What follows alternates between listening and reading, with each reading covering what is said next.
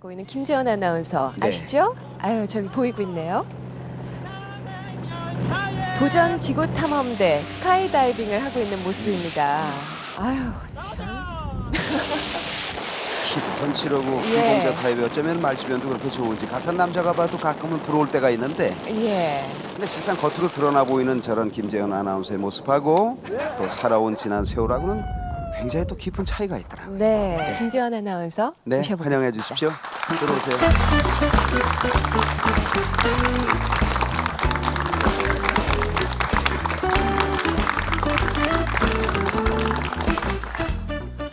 밤낮 묻는 입장에다가 거기 앉으니까 기분 이상하죠. 네, 그것도 아침마당에서. 쑥스럽기도 하고 오히려 더 떨리는데요, 이 자리가. 예. 네, 그래도 웃는 얼굴을 보니까 좋네. 얼마 전에 상을 당했다는 얘기를 듣고 갔어요. 꽤 희한하게도 다른 형제들이 아무도 없고 혼자 우두커니 눈이 조금 부어오른 채로 이렇게 서 있는 걸 보고 처음에는 그저 그러려니 생각을 했는데 나중에 아나운서실 가족들 얘기를 들어보니까 네. 정말 그 돌아가신 아버님께서 생전에 어머님 역할까지 다 해주신 그 외동아들이었더라고요, 김재원 씨가. 네. 그렇죠. 예, 흔히 외동아들이라고 불리우는 누나도 없고 네. 여동생도 없고 네. 또 남자 형제도 없는 무녀동남 외아들로 자랐습니다. 헐 아버님 밑에서 네. 남자들끼리 단둘이 그렇게 산 게 얼마 동안이었다고요? 어머님이 돌아가신 게 제가 중학교 1학년 때거든요. 그러니까 20년 꼭 채우고 그래 아버님이 아버지께서. 그 중학교 1학년 때였으면은 네. 뭐 빨래 설거지 다 하고 네. 도시락 다 싸서 들려서 보내고 그 한참 손갈 나이 때 하필이면 그렇죠. 네, 그 처음에 제가 중학교 1학년 때니까 얼마나 저에게 손이 많이 가는 그리고 또 감수성도 예민한. 그렇죠. 사춘기 때일 수도 있고 그런 시절이었는데 또 아버지께서 작은 사업을 하고 계셨어요. 네. 또 일도 바쁘시고 하니까 처음 어머님 돌아가시고 나서는 상주하시는 아주머니가 집에 계셨어요. 그래서 네. 밥도 해주시고 집안일도 돌봐주시고 하셨는데 네. 좀 그렇잖아요. 남자 둘이 사는데 아주머니 한 분이 덜렁 계시니까 뭐 예. 옷 입는 것도 그렇고 그렇다고 그럼요. 살림을 완전히 맡기자니 또 그렇고 네. 그러다 보니까 한 1년 정도 지나니까 아버지께서 도저히 불편해서 안 되겠다. 우리끼리 예. 어떻게 해보자 하시고는 집안일을 덜컥 맡으시더라고요. 아. 그리고 예. 저에게는 오로지 하루에 방 3번 닦는 청소일만 맡기시고 네. 음식하는 일이며 설거지하는 일이며 뭐 제 도시락 싸는 일까지 다 네. 맡아서 해주셨고요. 네. 도시락도 그냥 건성건성 싸주셨으면 오히려 제 마음이 좀 편했을 텐데 하다못해 계란말이 하나를 하더라도 김을 마시든지 아니면 햄을 썰어서 이렇게 계란하고 같이 요리를 하시던지 그리고 네. 또 매일매일 도시락 반찬도 다르게 싸주셨어요. 그 속모르는 학교 친구 애들은 그게 퍽 부럽기도 했겠네. 그렇죠. 그래서 오히려 네. 반찬도 다 뺏기고 예. 뭐 아버님이 싸주는 도시락이라고는 상상도 못했었죠. 어머니 아버지께서 좀 늦게 만나셔가지고요. 저를 늦게 보셨어요. 그래서 네. 아버지가 45, 어머니가 38배 저를 외아들로 보셨으니까 얼마나 정말 금이야 오기야 키우셨겠습니까. 귀한 외아들. 근데 어머니께서는 당시에 그 미용 연구가라고 아유. 미인이시네요 어머니가. 근데 돌아가시기 직전이에요. 제가 초등학교 6학년 때 네. 예, 교회에서 연극을 마치고 나온 뒤라서 제 얼굴이 좀 이상합니다. 그냥 우리가 얘기하는 미용사가 아니라 미용 네. 연구가면은 그래서 미국에서 미용을 공부하고 오셨고요. 그 요즘 말하면 무엇이든 물어보세요 같은 프로그램에서 이제 미용 상담도 해주시고 그리고 국제 기능 올림픽 심사위원도 하시고 그러셨던 분인데 대연각 호텔 화재 사건 아마 예. 기억하실 거예요. 네네. 그 당시 대연각 호텔에서 미장원을 하고 계셨거든요. 호텔 2층에서. 네. 근데 크리스마스 날로 기억을 하는데 맞아요. 예, 그 생생해. 저 취재 현장에 있었거든요. 예, 화재 다음 날 그 미장원 누나들하고 어머님하고 어디 야유회를 가기로 돼 있었어요. 네. 그래서 저도 생생하게 기억이 나는데 당시 5살 때였는데 어머니께서 고기를 이만큼 한 양동이를 재시고 네. 막 음식을 준비를 하시는데 화면에 그 대형각 화재 사건이 방송이 보도가 되는 되고, 거예요. 근데 예. 그 2층이니까 또 다음날 놀러 가기로 돼 있었으니까 미장원 누나들이 그때 미장원에서 많이 잠을 잤었거든요. 그래서 그 2층에서 탈출하려다 이렇게 떨어지는 모습 또 이렇게 창문에 이렇게 걸쳐 있는 모습이 방송되고 그때 어머니가 실신을 하셨어요. 그 이후로 이제 미장원도 그만두시고 조금 몸이 안 좋으시다가 집에만 계셨는데 그 뒤에 이제 80년도에 간암으로 세상을 뜨셨어요. 예. 근데 처음에는 담석증 판정을 받으셨다가 네. 담석증은 솔직히 쉬운 병이잖아요. 그래서 네. 일단 수술을 해서 열었는데 암세포가 온몸에 퍼져 있어서 급히 닫고 그때부터 한 4개월 투병 생활 하시다가 세상을 뜨셨는데 아버지께서 또 어머니 간병 하시느냐고 고생 네. 많이 하셨죠. 그러시지 않았겠습니까? 이제 한참 그 중학생 시절이었으면 김재훈 씨도 그랬겠지만 네. 졸지의 아내를 잃은 아버님의 슬픔이 얼마나 깊으셨겠습니까? 네, 전 생각나는 것이요. 그때도 제가 외상주였죠. 외아들이었으니까 네. 중학교 1학년 때 중학교 검은 교복을 입고 장례를 치렀던 기억이 나는데 네. 꼭 장례를 치르는 중에도 어머니가 관 속에서 깨어나실 것 같은 그런 느낌이 들었어요. 그래서 그야말로 산에 모시고 올 때까지 믿지를 않았었는데 그 산에 모신 다음부터는 기억이 안 나요. 근데 뭐 몇 시간이 흘렀는지 하루가 흘렀는지 눈을 딱 떠보니까 저는 안방에 누워 있고 아버지께서 제 온몸을 주무르고 계시더라고요. 그러면서 약간 눈물을 비추시면서 제 온몸을 주무르시는데 아 제가 이분을 위해서 힘이 되어 드려야 되겠구나라는 생각을 어린 마음에 했던 기억이 나요. 아이고. 아버지께서 제가 해외 여행을 하고 이렇게 해외 선진 문물을 배워오는 기회를 많이 부여를 하셨었어요. 네. 그래서 이제 유럽 배낭 여행을 학교 다닐 때 다녀온 적도 있었는데 그럼 제가 떠나고 나면 아버지가 혼자 혼자 계시잖아요. 계시게 되죠. 그럼에도 불구하고 이제 적극적으로 지원을 해주셨는데 저한테는 그런 속내 표정을 안 하시죠. 근데 네. 유럽 배낭 여행을 한 2달 정도 다녀왔는데 이제 제가 돌아온 날 아버지께서 친구분하고 전화를 하시는데 이제 제가 드리려고는 생각을 못 하시고 아, 이 녀석 없으니까 2달 동안 무슨 빈집에 있는 것 같더라고 하면서 이제 이 녀석 들어오니까 마음이 좀 편안해져 하는데 아휴 제가 잘못 갔다 왔구나 네. 하면서 눈물이 좀 핑 돌기도 했어요. 그래서 네. 유학 떠날 때도 상당히 망설였는데 보통 그렇게 십수년 아버지와 아들이 한 집에 살다가 이제 멀리 떠나 보내게 되면 그 전날 밤은 한 방에서 잔다든가 아니면 좀 다독거리면서 얘기를 해주시든가 할 텐데 예. 그런 것도 전혀 없으셨거든요. 그래서 그냥 아무 일도 없었던 것처럼 공항에 가서 떠났는데 네. 그때 공항에서 저에게 하신 말씀이 아니라 그때 함께 공항에 나오셨던 장인어른 되실 분한테 당시 아, 이 녀석 유학 가는 게 죽은 애미의 소원이었다고 그렇게 말씀하시면서 당신께서 좀 힘드시더라도 예. 그 돌아가신 어머님의 소원 들어드리기 위해서 예. 유학 보내는 거라고 그렇게 말씀을 하시는데 그래서 그 비행기 내내 마음이 좀 무거웠던 기억이 있네요. 아, 곁에 그랬던 며느리가 그러니까 유학 가기 전에 먼저 장가를 갔다고요? 네, 일단 유학을 다녀와서요. 1년을 가서 중간에 방학 때 들어와서 결혼을 했어요. 예. 방학 때 들어와서 결혼을 네, 하고. 하고 다시 같이 나갔죠. 예. 그러니까 아버님은 어머니를 한시도 잊은 적이 없는 거예요, 그렇죠? 그렇죠. 그래서 가끔 그 재혼을 제가 권유를 해드릴 때도 네. 가끔 이제 주변의 권유에 의해서 몇 번 맞선 비슷한 걸 보기도 하셨어요. 근데 선자리에만 나가면 먼저 떠난 얘 애미가 먼저 떠난 집사람이 돌아가신 어머님 얘기를 하시니까 그 어느 분이 좋겠다고 하시겠어요. 그러면서 그러니까 이렇게 드문드문 보여지는 모습 속에서 내내 어머님이 마음속에 계시지 않았나. 그리고 꼭 절기 때 그러니까 뭐 한식 때나 추석 때는 저를 데리고 산소에 가셨지만 뭐 생신 때라든가 한 2-3달에 한 번씩 혼자서 어머님 산소 찾아가는 모습 많이 뵀어요. 예. 이렇게 병환이 시작될 무렵엔 곁에 있었어요? 그거 참 아직도 죄스러운데요. 제가 먼저 유학을 떠나고 아버지께서 이곳에서 하던 사업을 정리하시고 이제 미국에서 작은 일을 하시기 위해서 좀 이렇게 합치는 준비를 나름대로 모색을 하고 계셨어요. 그래서 네. 비자도 다 받으시고 이제 12월에 미국으로 나오기로 되셨었는데 10월에 제가 미국에 있을 때 아무래도 밤에 좀 기분이 좀 이상해요. 예. 미국에 있을 땐 제가 교회를 다니다 보니까 새벽 기도를 나갔었는데 예. 이제 새벽 기도를 나가려고 일어나서 보니까 좀 기분이 이상해서 집에 전화를 드렸어요. 예. 아버님 별일 없으세요? 하고 드렸더니 재원아 네가 지금 들어와야겠다라고 말씀을 하시더라고요. 그래서 무슨 말씀이세요? 그랬더니 내가 몸이 좀 안 좋으니까 지금 잠깐만 들어왔다 나가거라.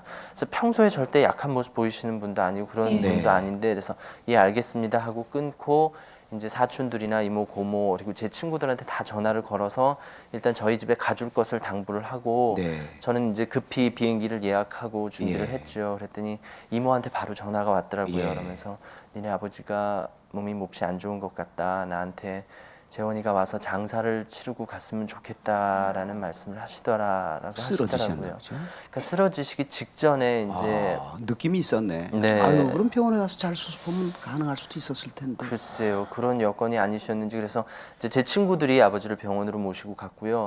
저는 이제 급히 짐을 챙겨서 오는데 참 그러면 안 되는데 혹시나 하는 생각에 검은 양복을 챙겨서 오게 되더라고요. 예, 그러면서 미국에서 급히 오게 되다 보니까 한 20시간 가까이 걸려서 예. 돌아왔는데 비행기 안에서 그동안 이렇게 십수년 동안 아버지랑 지냈던 모습이 머릿속에 화면으로 쫙 지나가면서 그냥 눈물을 펑펑 흘리면서 왔던 기억이 나요. 네. 그리고 이제 병원에서 처음 아버지를 뵀는데 한 하루 가까이 병중에서 혼미한 정신 가운데서도 재원아 재원아 제 이름을 수백 번도 더 부르셨대요. 그리고 네. 제가 도착해서 아버지 저 왔어요 했더니 재원아 미안하다 하고서는 그 뒤로는 이제 중풍이 걸리신 거였어요. 그래서 병이 진행되면서 더 이상은 말씀을 못 하셨어요.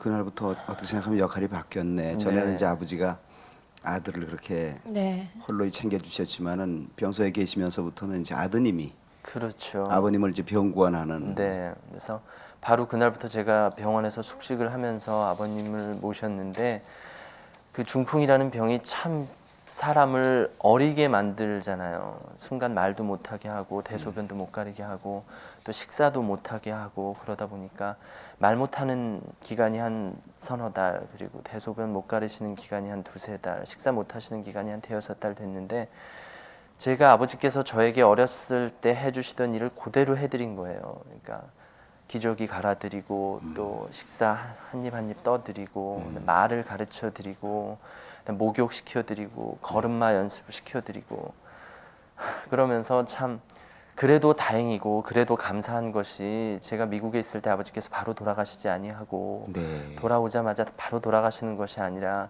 제가 이렇게 작게나마 보답할 수 있는 길이 있었으니 예.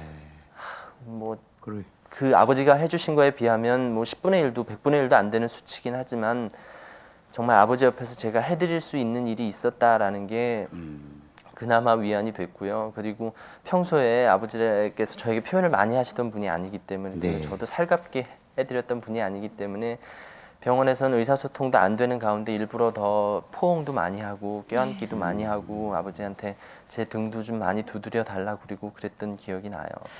그러면은 미국에서 공부하던 그 유학 생활은 그 순간부터 이렇게 접게 된 건가요? 그렇죠. 그래서 아무래도 병원에서 아버지 병이 길어지실 것 같다는 얘기를 듣고 공부는 네. 접고 이제 병수발을 한 두 달 들고 있는데 네. 네. 그 텔레비전에서 그 손범수 선배가 나오셔서 KBS 신입사원을 뽑는다는 공고를 하시더라고요. 그래서 제가 어렸을 때 소망이 아나운서였거든요. 그래서 어렸을 때부터 꿈을 꾸고 있었는데 차마 제가 감히 어떻게 아나운서가 될 수 있으랴 이런 생각을 해서 이제 다른 길을 선택한 거였는데 어차피 한국에 있을 거면 직업을 구해야 되겠다 싶어서 저희 네. 집사람에게 상의를 했어요. 네. 내가 어렸을 때 꿈이 이런데 이걸 해보면 어떻겠냐 그래서 그때 집사람이 반대를 하거나 네. 좀 비웃는 그런 상황이었으면 제가 과감히 포기를 했을 텐데 네. 집사람이 묵묵히 아 그래 한번 해보라고 그래 주더라고요. 그래서 예. 제가 병원에 있는데 누구를 대신 맡길 수가 없으니까 집사람이 원서 다 받아주고 접수 다 해주고 그 절차가 5차 6차 되게 복잡하잖아요. 네. 합격자 발표 다 받아주고 저는 그때 그 혹시나 해서 챙겨왔던 검은 양복을 입고 네. 시험을 보러 갔다가 예. 어떻게 감사하게도 합격을 했죠. 세상. 그래서 아버지께서 그 시험 보는 기간 동안은 말씀을 안 드리고 네. 이렇게 그때도 의사 표현을 잘 못하실 때였는데 그 합격 소식을 들으시고 그야말로 펑펑 우시더니 그 뒤로는 손님들이 올 때마다 텔레비전과 저를 번갈아 가면서 가리키면서 이제 아나운서가 됐다라는 말씀을 하시더라고요. 근데 편히 의사소통도 못 하시는데 제가 그 직장을 다닌다고 또 간병 아줌마에게 아버지를 맡길 수가 없겠더라고요. 그래서 계속 그 연수 받고 또 회사 출퇴근하는 기간 동안 병원에서 출퇴근을 했어요. 그래서 낮 시간에는 어떻게 할 수가 없어서 집사람이 지키고 있고 네. 지금 그 코소보 지역에서 선교사라 일을 하고 있는 친구가 하나 있는데 그 친구에게 낮 시간을 부탁하고 저는 낮에 근무를 하고 연수를 받고 밤에 병원에서 아버님 병구안하고 이랬었죠. 그래서 병원 식구들이 참 많이 도와주셨어요. 시험 준비할 때도 텔레비전 볼 때 제가 원하는 거 보게 해주시고, 그다음에 낮에는 아버님 물리치료 해드리고 뭐 병구안 해드리다가 밤에 잠드시면 이제 복도에 나가서 시험 공부하고 준비하고 하는데 당시에 장인어른께서 시사상식 신문 자료 같은 거 다 모아다 주시고 책 좋다는 거 있으면 다 구해다 주시고 해서 틈틈이 공부를 했던 기억이 있네요. 그 아버님이 누워 계신 게 얼마 동안이었어요? 그러니까 6년 누워 계셨어요. 6년. 햇술은 7년 누워 계셨고요. 그렇게 해서 1년 반을 병원에 계셨는데요. 제가 또 저희 KBS 사교에 따라서 춘천 총국에 발령을 받아서 내려가게 됐어요. 네. 그래서 그때 어쩔 수 없이 이제 간병 아주머니에게 맡기고 제가 춘천에선 새벽 6시부터 2시까지 하는 근무를 했었는데 네. 이제 2시 이후에 퇴근하면 2시 반에 떠나서 서울에 올라와서 5시 반이에요. 병원에 도착하면. 그럼 그때부터 8시 반까지 함께 하다가 이제 9시 기차 타고 도로 춘천에 내려가면 12시, 다시 6시에 출근해서 뭐 거의 매일 서울을 왔다 갔다 하고 병원에 오면 늘 집사람이 있으니까요. 네. 집사람하고도 병원에서 만나고 네. 뭐 이런 생활을 한 1년 하다가 이제 제가 서울로 다시 발령이 나면서 아버지를 집으로 모시고 네. 집에서 4년 넘게 모셨죠. 그 병원에 저 애기 엄마가 없었어도 그렇게 매일 열차 타고 왔을까?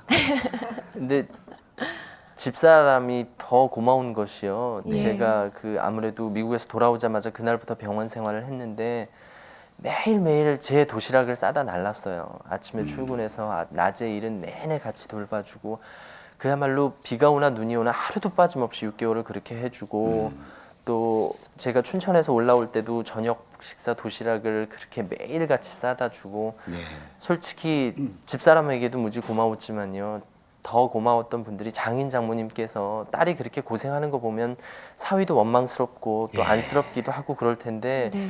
오히려 딸이 제대로 시아버지 모시지 못할까 봐 더 노심초사하시고 사위가 너무 힘들어할까 봐 격려해 주시고 그 장모님이 도시락 다 싸주시고 또 장인어른도 틈틈이 오셔가지고 돌봐주시고 그러니까 사위도 자식인데 자식의 아버지는 형제다라는 생각을 갖고 계셨던 분이에요. 그래서 사돈을 형님처럼 모시고 장인어른께서도 아주 잘해주셔서 이번에 장례 치를 때도 다 돌봐주시고 해서 네. 제가 아직은 마음이 든든해요. 이렇게 다 살다 보면 통과의례적으로 다 겪는 건데 그럴수록 이심전심으로 이렇게 상대편 마음을 이해해주고 협조하는 그런 분위기가 나면 힘이 한 절반으로 덜 들고 네. 그저 산떼기리려니 하고 먼 발치에서 바라보고 있으면 그 이제 앞장서서 모든 걸 다 주관해야 되는 외동아들 우리 김재원 씨 같은 경우에는 뭐 대단히 어려웠을 거예요. 그래도 그 부인하고는 무슨 초등학교 동창 이래면서 짝꿍이었다는 얘기를. 초등학교 6학년 때 짝이었어요. 그래서 저희도 만난 지 20년이 됐어요. 작년에. 원로 아나운서. 그래서 당시에 이제 아무래도 짝꿍이다 보면 이렇게 티격태격하고 그러잖아요. 줄거놓고 엄청 네, 싸우지. 줄거놓고 싸우고 또 일기장에 그 내용 쓰고 또 네. 선생님이 사이좋게 지내라 답변해 주시고 그 일기장도 지금 집에 보관이 돼 있기도 하고 네. 그래요. 그래서 서로의 친구들도 또 잘 알기 때문에 예. 제 친구한테 전화가 오면 집사람이 받아서 한 1, 20분 떠들고 저에게 주고 집사람 친구한테 전화가 와도 제가 먼저 한 얘기하다가 또 집사람 바꿔주기도 하고 그래요. 그 뭐라 그래? 집에서는 처음부터 여보 당신 오기는 어려웠을 거라면. 그렇죠. 그래서 웬만하면 호칭을 사용 안 하고요. 네. 꼭 사용해야 할 때는 그냥 친구처럼 이름 부르고 네. 뭐 어른들 앞에서는 좀 조심하고 예. 그냥 친구처럼 지내는 부부예요. 아이고, 그래. 그래도 저 아버님이 어머님은 뭐 너무 일찍 세상 떠나셔서 네. 이렇게 의젓하게 자란 아드님을 볼 수 없었지만은 아버님은 그래도 합격의 기쁨도 함께 나누고 네. 방송에 나오는 걸 이렇게 보면 네. 늘 마음속으로 얼마나 그 뿌듯하셨겠어요. 또 김재현 아나운서 아들도 있죠?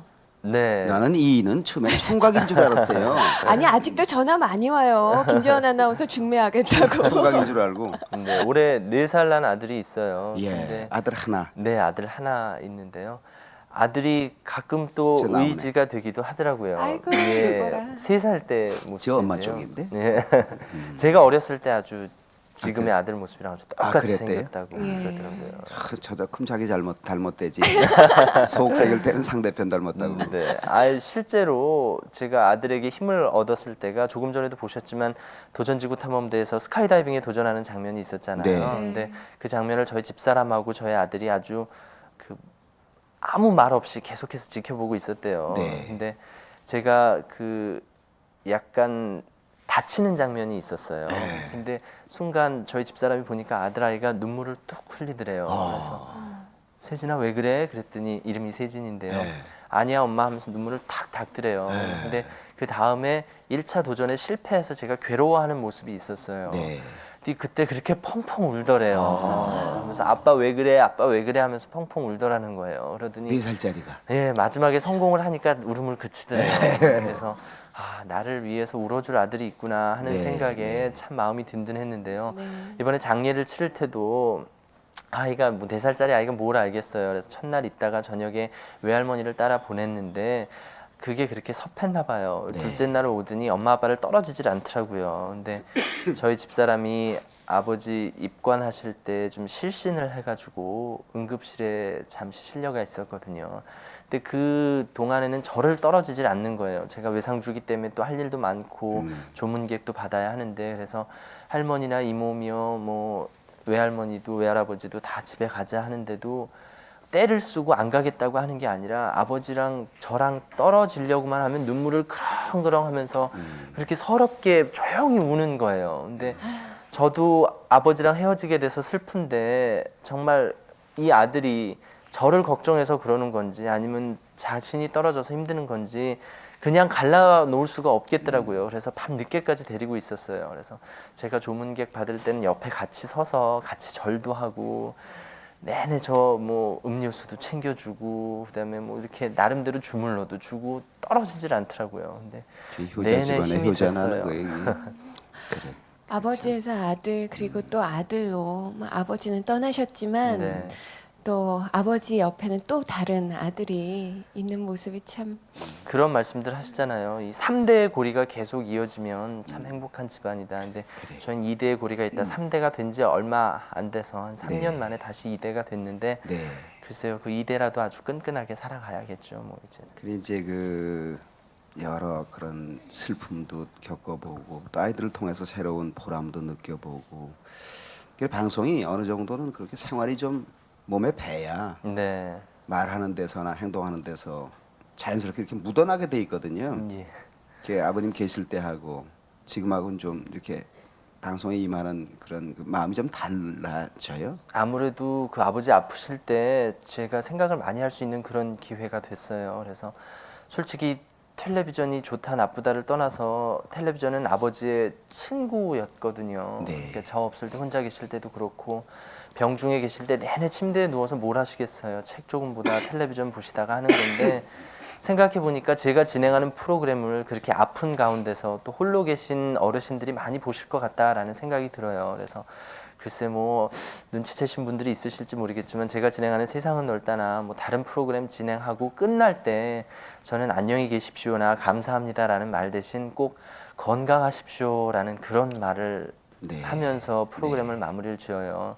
그리고 또 저희 아버지가 후천적 장애인으로 7년 넘게 생활을 하셨기 때문에 네. 이제 장애인을 대하는 마음 자세도 달라져서 네. 앞으로 좀 장애인 프로그램을 진행했으면 좋겠다라는 생각도 해서 네. 장애인 프로그램을 진행할 땐 진행자가 직접 수화를 하면서 진행하는 것이 그 청각 장애인들에게는 이해의 폭을 넓힐 수 있다고 효과적이죠. 하더라고요. 네. 그래서 수화도 좀 배우고 그래서 그렇게 그런 것이 아버지의 좀 마지막 한을 풀어드리는 것이 아닐까. 네. 그래서 또 아버님 성격에 제가 공부 못하고 당신 때문에 공부 못하고 다시 한국에 들어와서 직업을 갖게 된 게 한이 되실까봐 네. 좀 늦게나마 대학원 박사과정 공부도 시작을 했고요. 아유 참 부지런하기도 하죠. 나름대로 좀 아버지가 옆에 계셨으면 하는 마음이 간절해요. 근데 솔직히 아픈 부모라도 옆에 계시면 마음이 든든하다라는 말을 이제서야 좀 이해를 할 수 있을 것 같은데 예. 살아계셔서 호강을 하시는 거면 옆에 모시고 싶지만 네. 살아계셔서 당신이 아프고 고생하시는 터인데 좋은 데 가시는 거, 또 하나님 곁에 평소 믿으셨던 하나님 네. 곁에 가시는 거, 그게 더 감사해야지 제가 옆에 모시고 있는다는 게 더 욕심이 될 수도 있겠죠. 사실 가장 그 속 깊은 동지가 아닐까 그런 생각이 들어요. 예. 군대 간 우리 아들 오늘 보초수고 있을 텐데. 그래요. 이제 아버님에 대한 슬픔 툭툭 털고 네. 방송인으로서 우뚝 서 보여드리는 것이 세상 버리신 아버님한테 마지막으로 해드릴 수 있는 아들 김재훈으로서의 역할일 거예요. 그래요. 오늘 쉬는 날인데 일부러 나와주셔서 고맙습니다. 이금희 씨 토요일 날 없어요. 신윤주 씨랑 둘이 좀 부탁해요. 예, 열심히 하겠습니다. 이제 좀 열심히 할 수 있도록 힘 좀 불어넣어 주세요. 박수 한번 쳐드리죠.